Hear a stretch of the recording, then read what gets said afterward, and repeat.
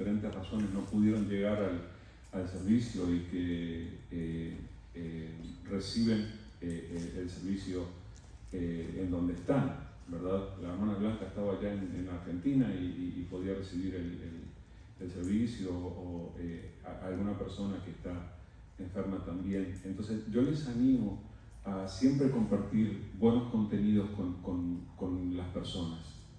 Hay mucha corrupción, ustedes saben, en las redes sociales hay mucha corrupción, mucha manipulación, mucha estafa. Por favor, un poquito de luz que podamos nosotros compartir, yo creo que va a hacer bien a las personas, así que les animo a compartir lo bueno con la gente. Ahora, vamos a ponernos a pensar personalmente y también en lo que hemos visto en las personas que hemos conocido. ¿Ustedes consideran que Jesús hace alguna diferencia en la vida de la gente? Bueno, si ustedes me dijeran lo contrario, yo les iba a preguntar por qué ustedes están aquí, ¿verdad? Pero nosotros estamos aquí porque sí creemos que Jesús hace la diferencia y porque sí lo hemos experimentado. Jesús no es solamente una religión que nosotros tenemos. No se trata solamente de que nosotros venimos aquí para calmarlo un poco a Dios y que se dedique a bendecirnos, que nos mande dólares de allá arriba y que se solucionen todos nuestros problemas, sino que nosotros, cuando creemos en Jesús, no solamente los domingos por la mañana, sino en cada uno de nuestros momentos, cada uno de nuestros días, nosotros experimentamos un cambio cuando nosotros caminamos con Jesús. Nosotros nos conectamos con Dios creyendo en Jesús y eso produce un cambio en nuestras vidas. No me respondan, pero piensen en qué cosas una persona puede cambiar.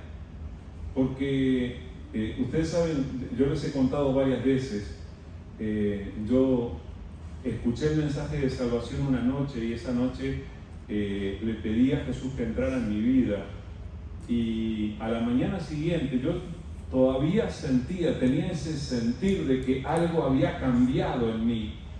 Y entonces aquella mañana fui al baño y me lavé la cara y me miré en el espejo. Traía esto todavía. Hasta ahora. La cara no me ha cambiado. No me cambió el color de ojos. No me cambió el color de cabello. No me hice ni más bajo ni más alto. Sí me puse más pachoncito con los años, pero eso es otra cosa. Pero el cambio que el Señor produce viene desde dentro hacia afuera. Es un cambio que el Señor produce justamente en nuestra raíz, en lo más profundo de nosotros, decimos en nuestro corazón, pero que ese cambio se empieza a manifestar, sí, hacia afuera. Entonces, ¿tú qué has escuchado de Jesús? ¿Tú qué has creído en Jesús? ¿Hay cosas que han cambiado en ti? Y al mismo tiempo vale la pena preguntarnos, ¿hay cosas que todavía tienen que cambiar en mi vida, dado que conozco a Jesús? La respuesta es que sí, porque hasta que estemos en la presencia del Señor, nosotros estamos en la carne y hay cosas que necesitan cambiar, porque tenemos esta tendencia de la carne que nos lleva a obrar de una manera diferente a lo que Dios quiere en nosotros. Pero entonces tenemos que dejar en el proceso que Dios obre poderosamente en nosotros. Es pensando en esto que yo quiero traerles algunos pensamientos basados en este pasaje de la Biblia que nosotros encontramos en Filipenses, capítulo 2, del versículo 1 al 11. Filipenses 2, del 1 al 11. Dice así la palabra del Señor. Por tanto, si hay alguna consolación en Cristo, si algún consuelo de amor, si alguna comunión del Espíritu, si algún afecto entrañable, si alguna misericordia, completad mi gozo, sintiendo lo mismo, teniendo el mismo amor, unánimes, sintiendo una misma cosa. Nada hagáis por contienda o por vanagloria, antes bien por humildad, estimando cada uno a los demás como superiores a él mismo, no mirando cada uno por lo suyo propio, sino cada cual también por lo de los otros. Haya pues en vosotros este sentir que hubo también en Cristo Jesús, el cual, siendo en forma de Dios, no estimó el ser igual a Dios como cosa a que aferrarse, sino que se despojó a sí mismo, tomando forma de siervo, hecho semejante a los hombres, y estando en la condición de hombre, se humilló a sí mismo, haciéndose obediente hasta la muerte y muerte de cruz. Por lo cual Dios también le exaltó hasta lo sumo, y le dio un nombre que es sobre todo nombre, para que en el nombre de Jesús se doble toda rodilla de los que están en los cielos y en la tierra y debajo de la tierra, y toda lengua confiese que Jesucristo es el Señor, para gloria de Dios Padre. Este pasaje bíblico es tremendo, y si ustedes prestan atención, la última canción que nosotros cantamos, con la que alabamos al Señor, que exaltamos a Jesús, está basada en este pasaje. Habla justamente de cómo el Señor es aquel que merece ser adorado. Ahora, este Jesús que fue exaltado de esta manera es el Jesús que a nosotros nos cambia. Es el Jesús que prometió dejar en nuestras vidas, en la vida de los que creen, prometió dejar la presencia de su Espíritu Santo. Estamos hablando del Espíritu que lo levantó de entre los muertos, que provocó la resurrección de Jesús. Ese Espíritu viene a vivir a nuestras vidas y opera los cambios en aquellos que creen en Jesús. Al que cree en Jesús le cambia el carácter. Es así. Sí es cierto que trajimos un carácter a veces hereditario. El esposo le dice muchas veces a la esposa: eres igualita a tu mamá, o cosas así, ¿verdad? Heredamos ciertas partes de nuestro carácter, pero una vez que venimos a Jesús, nosotros somos transformados en nuestro carácter.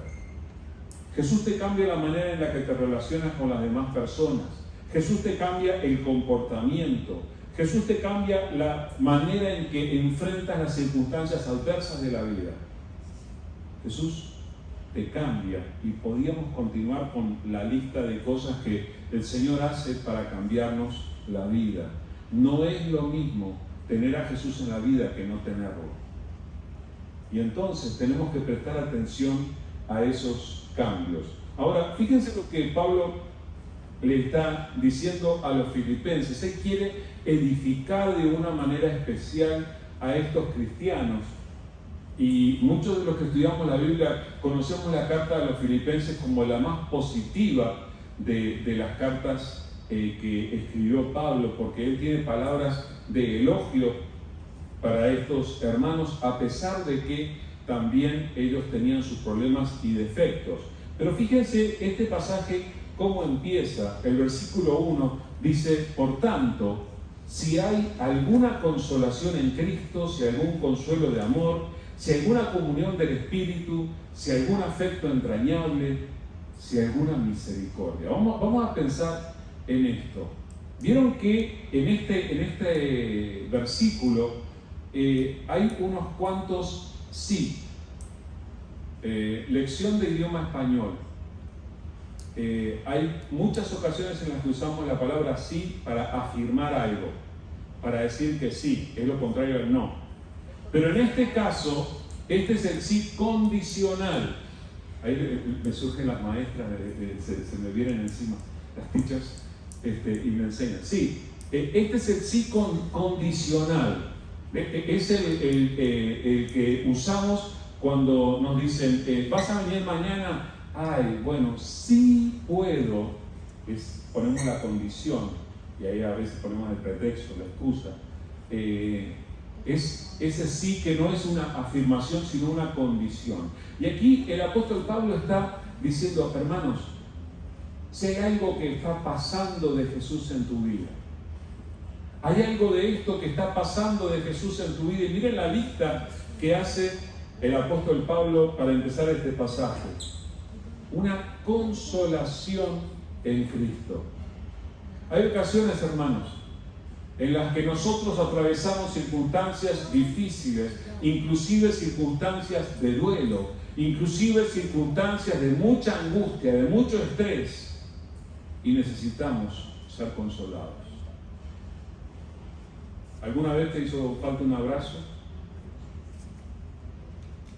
¿Vieron esas ocasiones en las que uno se hace el fuerte frente a la familia, se hace el fuerte frente a los hijos, uno parece que está superando todo, pero llega la mamá, llega el esposo, la esposa, llega ese amigo tan cercano, uno se abraza con esa persona y llora todo? ¿Por qué? Porque uno precisaba consolación, uno necesitaba ser consolado. Ahora, nosotros hemos descubierto que cuando venimos a Cristo Jesús, en Cristo Jesús encontramos consuelo. No es lo mismo enfrentar el duelo sin Jesús que con Jesús. No es lo mismo atravesar el valle de la sombra de muerte con Jesús que sin Él. Y ahí tenemos una gran diferencia en la vida de aquel que cree en Jesús. La segunda frase que utiliza sigue hablando de consuelo. Consolación en Cristo y algún consuelo de amor. ¿Cómo se siente uno consolado cuando se siente amado? ¿Saben? De la misma manera en que nos podemos sentir tremendamente lastimados cuando somos rechazados, cuando nos sentimos genuinamente amados, se nos da un estado de valoración que reprograma todo nuestro ser. Y estoy hablando de espiritual, emocional, físicamente. Cuando nosotros recibimos amor, cuando recibimos el consuelo de amor, nosotros somos restablecidos, fortalecidos y sanados profundamente. Cristo Jesús hace eso en nuestras vidas, nos da el consuelo de amor. Sigue diciendo Pablo, entre las cosas que pueden haber recibido puede haber alguna comunión del Espíritu. Les dije que el Señor dejó su Espíritu, aquel mismo Espíritu que le levantó de entre los muertos, lo dejó en la vida de todos aquellos que creen en Él. Como el Espíritu es invisible, nosotros podemos decir, bueno, ¿se ve, no se ve? ¿Se nota, no se nota? ¿Lo siento, no lo siento? Escucha, si tú creíste en Cristo Jesús, si Cristo Jesús es tu Salvador, si Cristo Jesús es el dueño de tu vida, entonces su Espíritu Santo está obrando en ti. Y en más de una ocasión es muy probable que lo hayas sentido. Has sentido esa comunión, esa relación especial que te unifica con el Espíritu de Dios. Y eso es algo que nos hace tanto bien. En esas oportunidades, hermanos, en las que atravesando momentos de confusión, cuando no sabemos qué hacer, venimos a Dios y le decimos, Señor, por favor, ayúdame en este momento. Tenemos ese momento de oración. ¿Les ha pasado en ese momento de oración sentir que, wow, algo pasa? Que no son solo palabras, uno lo experimenta. Esa es la comunión del Espíritu. Y luego el apóstol Pablo habla de el afecto entrañable, y allí se refiere más que nada al amor que se produce entre los cristianos, y que esto también es fruto del Espíritu Santo. Y hermanos, si nosotros personalmente no estamos experimentando un amor especial hacia aquellos que son parte de la familia de Dios, nosotros tenemos que orar para que el Señor libere eso en nuestras vidas, porque eso es fruto del Espíritu Santo. Si te da lo mismo el que está siendo parte de la familia de Dios que alguien que no tiene nada que ver con el Señor, entonces hay algo que pasa. Esta gente que somos nosotros, los hijos de Dios, tenemos que importarnos. No importarnos de traernos a otro país, nos tiene que importar el otro. Esa es una obra del Espíritu Santo. Yo muchas veces he llegado a conocer cristianos que nunca había visto antes y se presentan conmigo. Usted sabe que hay una conexión invisible, que no hay forma de explicarlo, que incluso uno no le habla de la Biblia, no le habla de nada, pero uno tiene que acercarse y preguntarle, disculpa, ¿tú eres cristiano? Y uno, ¿por qué lo pregunta? Porque uno sintió esa conexión especial.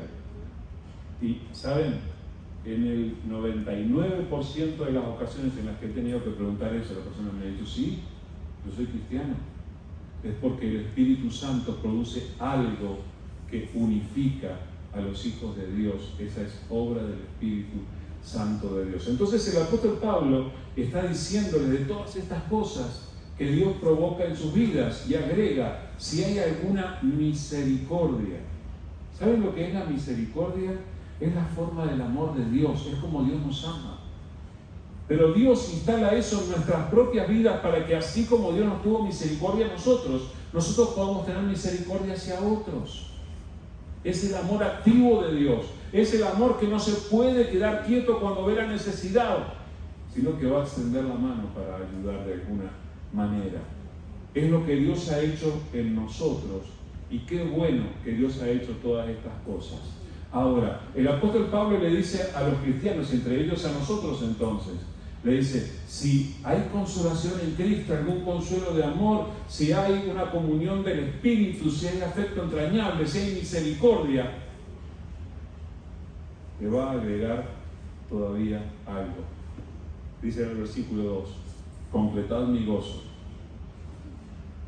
sintiendo lo mismo, teniendo el mismo amor, unánimes, sintiendo una misma cosa. ¿Se dan cuenta de lo que está haciendo Pablo? Les está diciendo, en Cristo Jesús tenemos riquezas. Cristo Jesús está haciendo un cambio poderoso en nuestras vidas. Cristo Jesús está haciendo algo tremendamente especial en nosotros. Consuelo, comunión, misericordia, paz, todo lo que nosotros encontramos en Jesús. Ahora, Pablo les dice, bueno hermano, ya que tienen todo eso, háganme más feliz todavía. Cuando yo vea que se producen en ustedes estas otras condiciones. Y ahí está hablando específicamente del cuerpo de la iglesia, está hablando de nosotros, los cristianos, los hijos de Dios, que tenemos que experimentar esto. ¿Qué tenemos que experimentar? Sintiendo lo mismo. ¿Usted siente lo mismo que yo? No sabe, porque no saben lo que yo estoy sintiendo. Se ven rostros pero no corazones, ¿no? Pero la idea es que nosotros tengamos una identificación. Ustedes saben que esta mañana me levanté y mi esposa estaba muy dolorida de su espalda, de sus piernas, y el dolor era tan intenso en algunos momentos que lloraba. Y yo no pude evitar, yo casi lloro también, no pude evitar sentir lo que ella sentía a pesar de que no estaba sintiendo el dolor. Me sentía tan quebrantado, estuve a punto de no venir para no dejarla sola, porque uno se identifica con lo que siente el otro. El apóstol Pablo se refería a esto. Hermanos, esta es una característica de lo que el Espíritu Santo obra en aquellos que creen en Jesús. Tenemos que aprender a identificarnos unos con otros. Tenemos que aprender a sentir unos con los otros. Tenemos que aprender. No quiere decir que sintamos lo mismo siempre. Tengo amigos que son simpatizantes del Chivas de Guadalajara, pueden creerlo. Y yo soy simpatizante de otro equipo. Y no es de México. no puedo sentir lo mismo que el otro exactamente. Sin embargo, yo puedo de alguna manera identificarme, acercarme. Y no solamente sintiendo lo mismo, dice Pablo, sino que teniendo el mismo amor. ¿Vieron la insistencia en el amor en esto? ¿Tenemos que amarnos o no tenemos que amarnos? A mí me da una gracia cuando yo veo a Evelyn, aparece Ariane o Julia y no le puede soltar el abrazo enseguida. Mírala, ya se sentaron juntas. Se produce esa relación. Tenemos que tener este vínculo, que es el vínculo del amor y que es algo que Dios produce en los hijos de Dios. Y luego aparece una palabra que no usamos demasiado, a no ser en ciertas votaciones hoy en día, pero unánimes. Unánimes quiere decir tener la condición de tener una sola alma. Quiere decir ponerse de acuerdo. Si nosotros tuviéramos que elegir algo y yo les diera dos opciones, sí o no. Bueno, todos los que quieran el sí levantan la mano. Unánime sería si todos levantaran la mano. O sea que si propusiéramos hacer un proyecto, si propusiéramos establecer un cambio, nosotros tendríamos que estar de acuerdo. Esta unanimidad es de la que habla el Salmo 133, por ejemplo, en el Antiguo Testamento. Dice que qué bueno y qué delicioso es que los hermanos habiten juntos y en armonía. El Señor se deleita en mirar a sus hijos que experimentan esta cercanía, esta relación tan especial que hasta se puede decir, cuando llega el momento de tomar la decisión, ellos sienten una misma cosa. ¿Vieron cuando uno dice, bueno, yo siento que el Señor me está dirigiendo en este sentido? Y de acuerdo a esto, los demás apoyarían y dirían, sí, sentimos eso mismo. Y entonces tomamos la decisión dirigidos por el Señor. Entonces, Pablo les está diciendo, bueno, ya que tenemos tanto consuelo, tenemos tanta misericordia, tanta obra de Dios, completemos todo eso. Terminen de alegrarme, diría Pablo, sintiendo lo mismo. Su énfasis es la unidad de los creyentes, que los hijos de Dios podamos estar en unidad. Y fíjense que la unidad produce cosas muy grandes. Nos cuenta el libro de Hechos, en el capítulo 2, dice, cuando llegó el día de Pentecostés estaban todos unánimes juntos.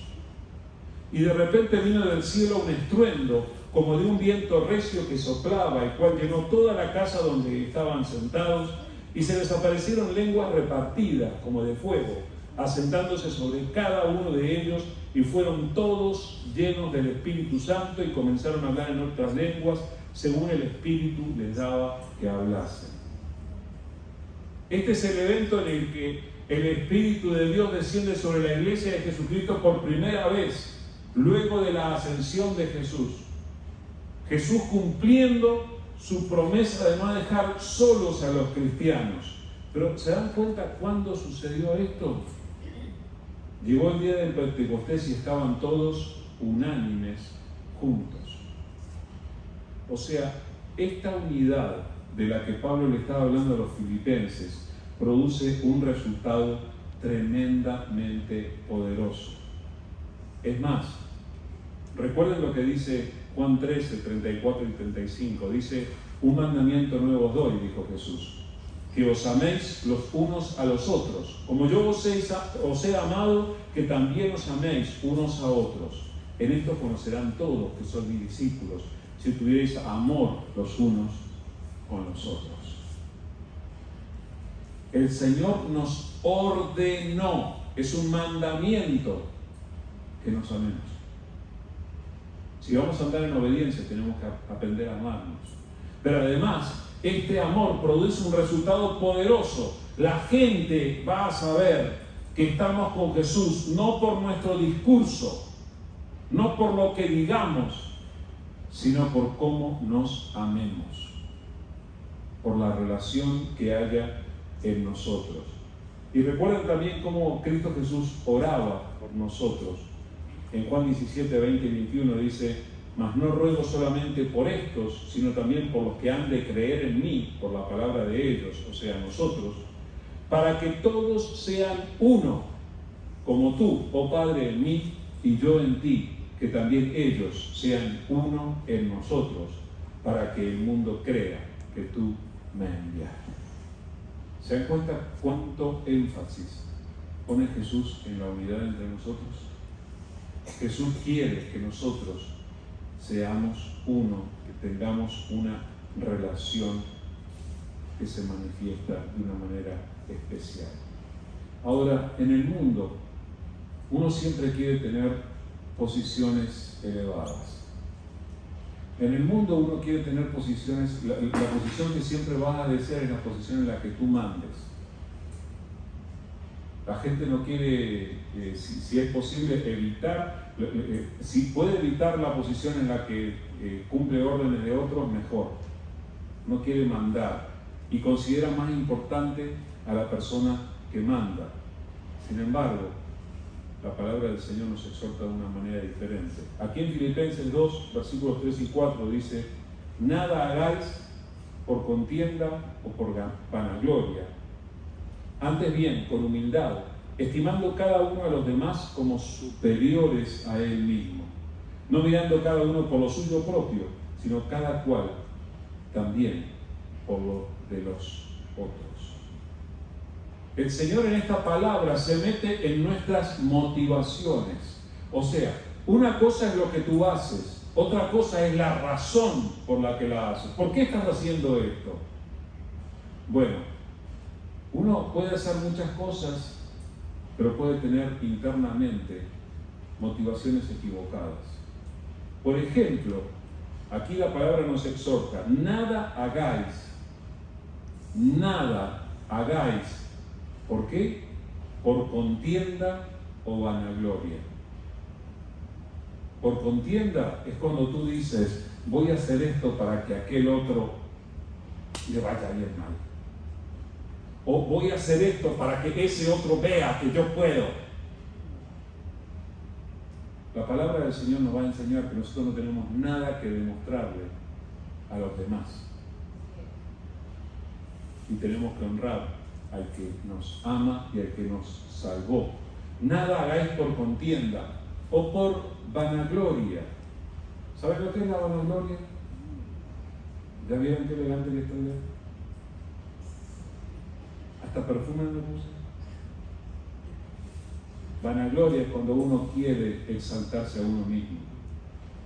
Cuando uno quiere verse inteligente, poderoso, lindo, lo que sea. No hagas las cosas por vanagloria. No hagas nada por contienda ni por vanagloria. En lugar de eso, necesitamos aprender a actuar con humildad. Y la humildad no es una de las virtudes favoritas. Siempre en el mundo nos van a decir: yo no me voy a humillar delante de nadie. Yo sí me voy a humillar delante de mi Señor Jesucristo. Porque Él tiene toda la autoridad, como hemos cantado, como hemos dicho. Tenemos que ser humildes. Y luego esto que nos puede parecer un tanto incómodo, esta frase: estimando cada uno a los demás como superiores a Él mismo. ¿Ustedes son superiores a mí? Pero entonces, ¿cómo? ¿Qué me está diciendo la palabra aquí? No quiere decir que los demás sean superiores. En realidad somos todos iguales. No hay superiores. Entre los seres humanos somos todos carne y huesos. Tenemos todos la misma condición caída y cada uno de nosotros se puede equivocar de muchas maneras diferentes. No hay superiores ni inferiores. Pero dentro de la iglesia del Señor, y esta es una de las características que se aplican dentro del pueblo de Dios. Nosotros tenemos que aprender a servir a los demás como si fueran superiores a nosotros. Les recuerdo lo que nos fue leído, el pasaje que leyó Blanca. Dice Mateo 20, 25 al 28. Entonces Jesús, llamándoles, dijo: sabéis que los gobernantes de las naciones se enseñorean de ellas, y los que son grandes ejercen sobre ellas potestad. Mas entre vosotros no será así, sino que el que quiera hacerse grande entre vosotros será vuestro servidor. Y el que quiera ser el primero entre vosotros será vuestro siervo.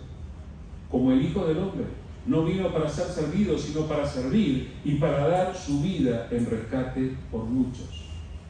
Fíjense cómo nos dice, en el reino del Señor, cuando nosotros formamos parte de la familia de Dios, se cambia el orden de lo que pasa en el mundo. Los importantes en el mundo son los que mandonean sobre todos los demás, los que dan órdenes, aquellos que son obedecidos. En el reino de Dios, los más grandes son los que sirven. A este reino pertenecemos. No te asustes de servir. Sirve de buen corazón, porque el propio Jesús es nuestro ejemplo. Dice, como el Hijo del Hombre no vino para ser servido, sino para servir y para dar su vida en rescate por muchos. Él llevó el servicio hasta lo máximo. Entonces nosotros tenemos que aprender. Los más importantes no son los que se ven importantes, sino los que sirven.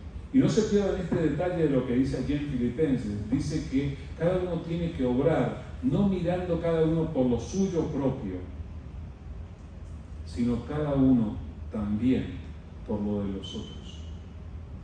¿Saben que en el mundo nos enseña que tú te haces cargo de lo tuyo y el otro que se arregle con lo suyo?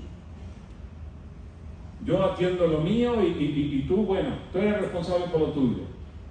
En la iglesia del Señor, nosotros tenemos que ser sensibles a la necesidad del otro. Tenemos que ser sensibles a la situación del otro. No tenemos que mirar solamente por lo nuestro. Y este es un llamado, hermanos, sí, en la práctica, a ser generosos. Hay ocasiones en que nos vamos a tener que sacar del bolsillo para ayudar al otro cuando necesita. Hay veces que Dios te va a dar a ti, pero no va a ser para que tú te enriquezcas, sino para que ayudes a alguien. Vas a ser el instrumento de Dios para bendecir a otra persona. Y nuestro ejemplo, una vez más, es Jesús. Y eso es lo que encontramos nosotros aquí en estos versículos 5 al 11, que les vuelvo a leer.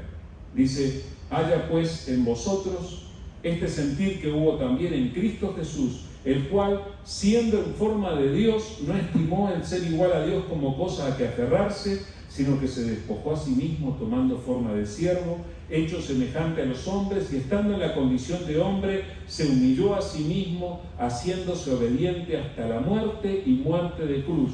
Por lo cual, Dios también le exaltó hasta lo sumo y le dio un nombre que es sobre todo nombre, para que en el nombre de Jesús se doble toda rodilla de los que están en los cielos y en la tierra y debajo de la tierra, y toda lengua confiese que Jesucristo es el Señor, para gloria de Dios Padre. ¿Saben? Yo leo estas palabras y en mi corazón brota una oración que dice: Señor, ayúdame por favor, porque quiero tener tu actitud de humildad y de servicio. Quiero imitarte, quiero obrar como tú cuando te despojaste de tu gloria para venir a entregarte hasta la muerte para salvarme. Tenemos que aprender a orar de esa manera. Jesús nos enseñó. Él, ¿saben? Él podía haber venido a ser servido. Estamos hablando hoy de quién nació Jesús. Nació de una humilde mujer, un humilde hombre. No nació de un palacio, nació de un trabajador, en la familia de un trabajador común y corriente, desde entonces Él se humilló. Aquel asunto de que Jesús fue a nacer en un establo es el máximo ejemplo de cómo el Hijo de Dios, que se merecía el mejor palacio de todo el planeta, todas las comodidades, Él vino a dar un ejemplo de humildad. Él, siendo en forma de Dios, siendo Dios, lo que Jesús hizo fue despojarse, no se aferró a su posición. Conozco mucha gente que, no sé si ustedes han notado, cuando uno les da un determinado cargo de responsabilidad por encima de otro, les cambia la personalidad. Era tu amigo hasta que le dieron la posición de encargado, de jefe, de manager, tú sabes. Cambió de personalidad cuando le dieron una posición más elevada. Jesús hizo al revés, lo contrario. Jesús se despojó a sí mismo. Jesús, siendo el Rey de Reyes, el creador del universo, vino a dormir con sus discípulos a la intemperie en la noche de Galilea. Se despojó, se humilló a sí mismo.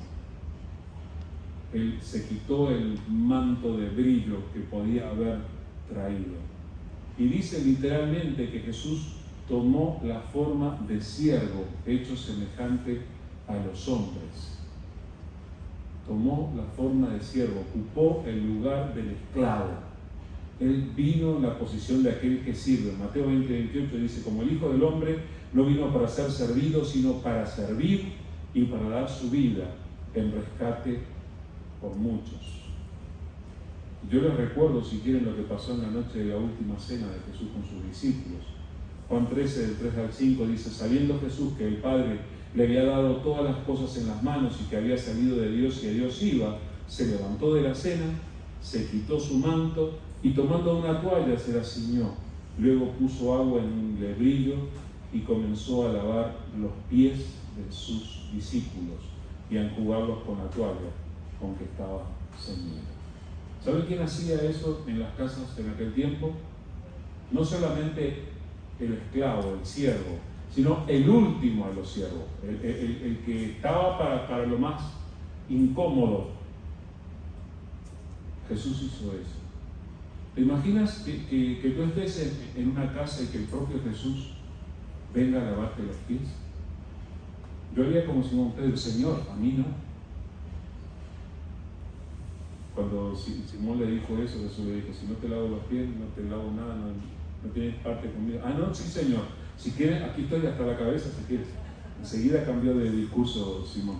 Pero la idea es que nosotros somos llamados a seguir el ejemplo de Jesús, que Él, en lugar de hacer notar cuál era su posición, cuál era su autoridad, Él se humilló. Y estando en la condición de hombre, dice allí, se humilló a sí mismo, haciéndose obediente hasta la muerte y muerte de cruz. Escuchen, la palabra obediente no tendría que caber en la persona de Jesús, porque Jesús es el dueño de todo. No tendría por qué haber sido obediente, sin embargo, Él se hizo obediente hasta la muerte y muerte de cruz. Esto sucedió en el huerto de Getsemaní, dice Mateo 26:39. Yendo un poco más adelante, se postró sobre su rostro, orando y diciendo, Padre mío, si es posible, pasa de mí esta copa, pero no sea como yo quiero, sino como tú. ¿Saben cómo se llama eso? Obediencia. Y obediencia no es una palabra popular en nuestra época. Ya ni los niños quieren ser obedientes. Sin embargo, los que creemos en Jesús pasamos a vivir en el reino de Dios y entonces vivimos en obediencia siguiendo el ejemplo de Jesús. Pero Jesús, cuando Él se humilló hasta lo máximo, hasta la muerte de cruz, dice que el Padre lo exaltó hasta lo sumo. lo puso en la posición de mayor privilegio y le dio un nombre que es sobre todo nombre, para que en el nombre de Jesús se doble toda rodilla de los que están en los cielos, en la tierra y debajo de la tierra, y que toda lengua confiese. ¿Qué tiene que confesar toda lengua? Que Jesús es el Señor. Eso es lo que hizo el Padre con Jesús cuando Jesús se humilló. ¿Sabes? Nosotros en 1 de Pedro somos invitados a humillarnos bajo la poderosa mano de Dios para que Él nos exalte cuando sea el tiempo. Este es nuestro tiempo de hacer las cosas como Jesús nos enseñó. Esto es parte de la transformación, hermanos. Hablamos de cómo Jesús nos cambia. Jesús nos da una posición de privilegio en su reino, pero los privilegiados en su reino son los que ahora sirven. ¿Quieres asumir una posición como la que Jesús quiere darte? Dice Lucas 14:11, porque cualquiera que se enaltece será humillado, y el que se humilla será enaltecido. Así que, ¿qué tal si nosotros, antes de salir ahora, decimos: Señor, yo quiero caminar por esta vida como tú? Esto no quiere decir que nosotros tengamos que estar inclinándonos delante de cada persona que se nos presente, que nosotros nos dejemos abofetear por todo el mundo, que nosotros nos dejemos maltratar. Quiere decir que nosotros tenemos que aprender a servir al Señor como Él se merece. Hermanos, recuerden, así como Él nos ha dado consolación, así como Él nos ha dado paz, misericordia, tenemos que ser uno y tenemos que vestirnos de humildad, como Él se vistió de humildad para salvarnos. No sé en qué se aplica esto, pero hay algunas relaciones en tu vida en las que vas a tener que actuar con humildad. Tal vez frente al esposo, frente a la esposa, tal vez frente a los hijos, tal vez frente a los compañeros de trabajo, yo no sé. Pero nosotros tenemos que vestirnos de humildad, y especialmente esto se aplica dentro de la iglesia del Señor. Seamos humildes, hermanos, y aprendamos a servir como el Señor quiere que sirvamos. Vamos a orar. Amado Dios, nunca vamos a poder cansarnos de darte gracias